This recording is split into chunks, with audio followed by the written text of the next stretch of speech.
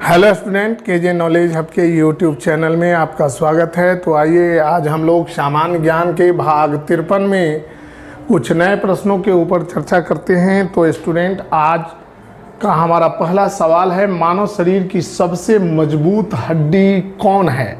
Steps, femur, mandible या tibia?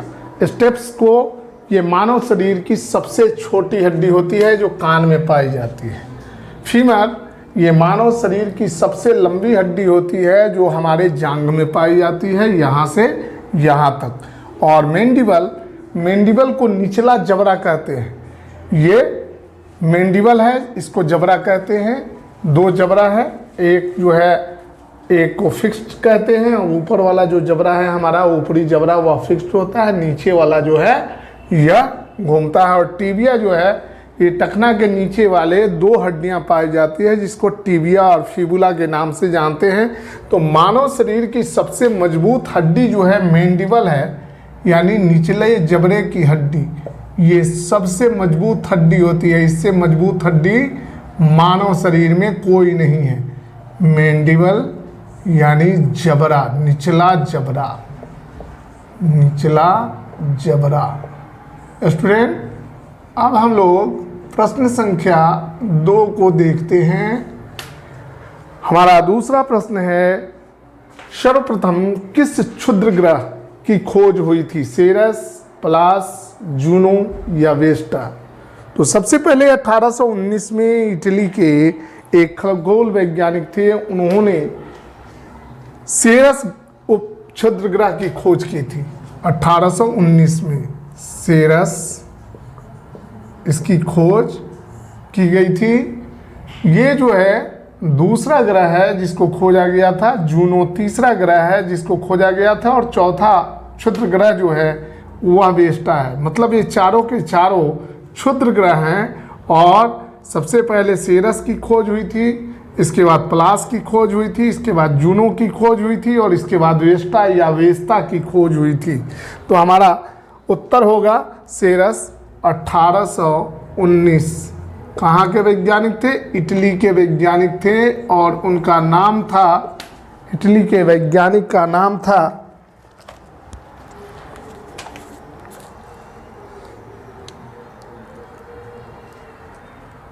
Giuseppe Piazzi. Giuseppe नाम था वैज्ञानिक का, ग्यूसेप पियाजी।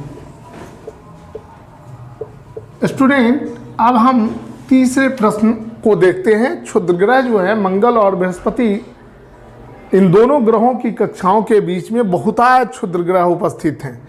हमारा तीसरा सवाल है, स्कॉटलैंड का राष्ट्रीय खेल क्या है? Ice hockey, football, baseball, rugby football? तो स्कॉटलैंड का राष्ट्रीय खेल है रग्बी फुटबॉल। हमारा उत्तर होगा rugby football. Football, rugby football. अब हम लोग प्रश्न संख्या 4 को देखते हैं। इनमें से कौन सा व्यक्ति 1940 में स्थापित भारतीय संविधान सभा का सदस्य नहीं था? तो सरदार वल्लभ भाई पटेल, महात्मा गांधी, के.एम. मुंशी और जे.बी. कृपलानी। गोविंद बल्लभ जे.बी. कृपलानी। तो बारी बारी से जब हम देखते हैं तो सरदार वल्लभ भाई पटेल, के.एम. मुंशी और जे.बी. कृपलानी जो थे ये संविधान सभा के सदस्य थे, लेकिन महात्मा गांधी संविधान सभा के सदस्य नहीं थे। तो हमारा उत्तर होगा महात्मा गांधी। महात्मा गांधी संविधान सभा के सदस्य नहीं थे। अब प्रश्न संख्या 5 को देखते हैं। √2 - 1/√2 का होल स्क्वायर बराबर क्या होगा? तो देखते हैं स्टूडेंट, ऑप्शन में है 1/5, 1/4, 1/3, 1/2। तो a - b का होल स्क्वायर बराबर होता है a² -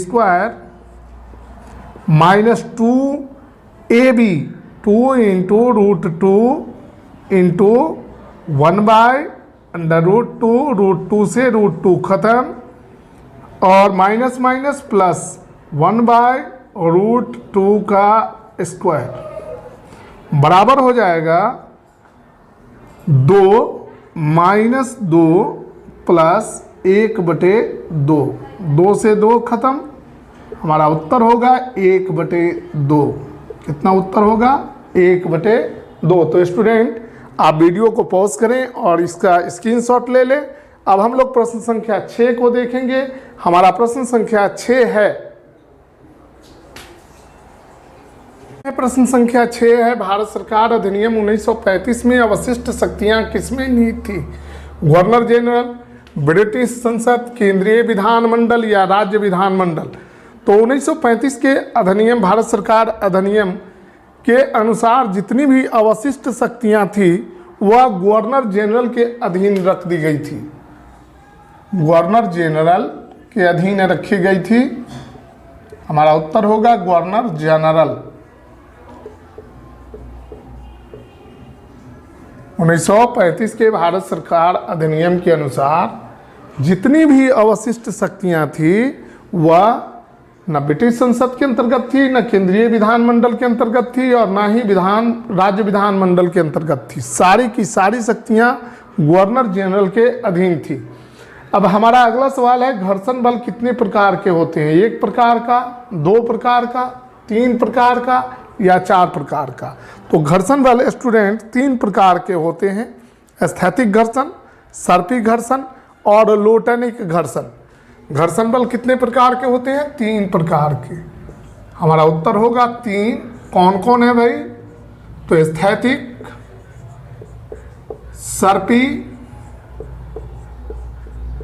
और लोटनिक, ये 3 घर्षण बल होते हैं, लोटनिक। हमारा अगला सवाल है, लाल सिंदूर का रासायनिक नाम क्या है? Lead oxide, lead peroxide, potassium permanganate या लेड कार्बोनेट? तो लाल सिंदूर का रासायनिक नाम है लेड पेरोक्साइड, लेड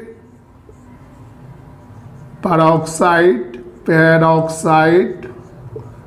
और इसका अणुसूत्र होता है Pb3O4। ये इसका अणुसूत्र होता है सिंदूर का, लाल सिंदूर का। हमारा अगला सवाल है प्रश्न संख्या 9, लार में उपस्थित कौन सा एंजाइम जीवाणुओं यानी बैक्टीरिया को नष्ट करने की क्षमता रखता है? टाइलिन, एमाइलेज, लाइसोजाइम या ट्रिप्सिन? तो लार में मुख्यतः 3 प्रकार के एंजाइम पाए जाते हैं, टाइलिन, एमाइलेज और लाइसोजाइम।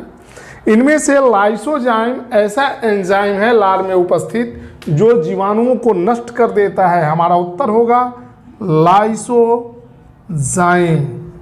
लाइसोजाइम। हमारा अगला प्रश्न है प्रश्न संख्या 10, भारत में चांदी की उपलब्धता के प्राचीनतम साक्ष्य कहाँ से प्राप्त हुए हैं? हड़प्पा सभ्यता से, पश्चिम भारत के ताम्र पाषाणिक सभ्यता से, वैदिक सभ्यता से या मौर्य काल से?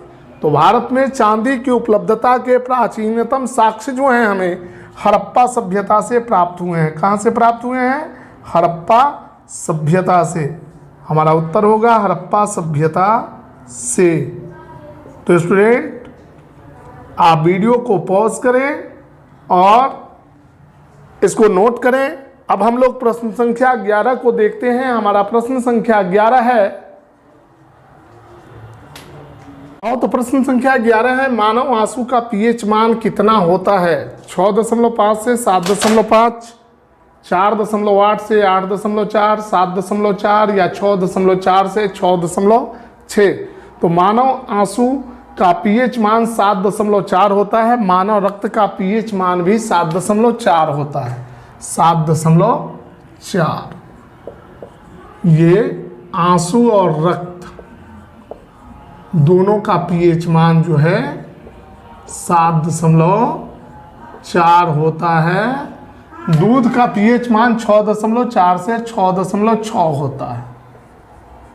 दूध का, मानव मूत्र का पीएच मान जो है वह 4.8 से यूरिन का 8.4 होता है, जबकि लार का पीएच मान 6.5 से 7.5 होता है। ये लार का पीएच मान है। तो स्टूडेंट अब हम लोग प्रश्न संख्या 12 को देखते हैं। विद्युत धारिता का मात्रक क्या है? वोल्ट, ओम, एम्पियर, फैराडे। तो वोल्ट जो है विभवांतर का मात्रक है, ओम जो है विद्युत प्रतिरोध का मात्रक है, एम्पियर विद्युत धारा का मात्रक है, जबकि फैराडे जो है विद्युत धारिता का मात्रक है। विद्युत धारिता का मात्रक क्या है? फैराडे। फैराडे इसको एफ से सूचित किया जाता है। अगला है प्रश्न संख्या 13। सौरमंडल का सबसे छोटा उपग्रह कौन है?